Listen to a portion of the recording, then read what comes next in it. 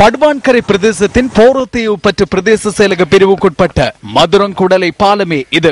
இந்த பாலம் தற்காலிக பாலமாக இருந்த நிலையில் 2010ஆம் ஆண்டு கான்கிரீட் பாலமாக அமைக்கப்பட்டது.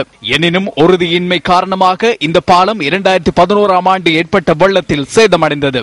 இவ்வாறான நிலையில் இந்த பாலத்தின் உண்மை நிலையை 2013ஆம் ஆண்டு மார்ச் மாதம் 10ஆம் தேதி சக்தியின் தேடல் சுட்டிக்காட்டியது.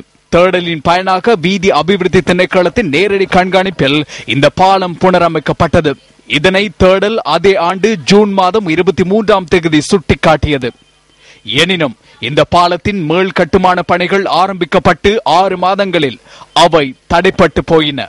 வருடம் ஒன்று கடந்துள்ள நிலையில் இதுவரையில் இந்த பாலத்தை புனரமைக்க சம்பந்தப்பட்ட அதிகாரிகள் நடவடிக்கை எடுக்க தவறியுள்ளனர்.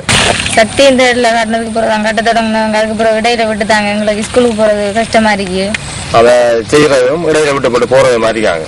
கேட்டா சொல்றாங்க காசு இல்லன்னு சொல்றாங்க.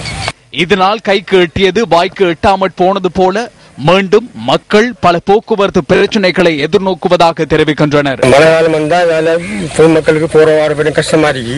வளைச்சு குழாவடி சுற்றி வளைச்சு போக வேண்டிய கட்டமா இருக்கு. இப்படியான காலகட்டத்தில் ஜனங்கள் பொதுமக்கள் கஷ்டப்படுறாங்க.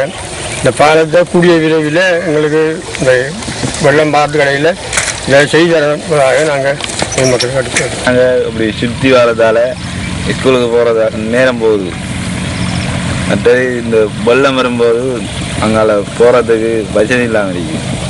இந்த பாலத்தில் இருந்தால் தான் நாங்கள் நேரத்துக்கு போய் ஸ்கூலில் படிக்கக்கூடியதாகி மக்களின் பிரச்சனைகளுக்கு தீர்வுகளை வழங்கியதாக மார் தட்டிக் கொள்ளும் சம்பந்தப்பட்ட அதிகாரிகள் பாலத்தின் இன்றைய நிலையை அறியாதிருப்பது வேடிக்கையானது.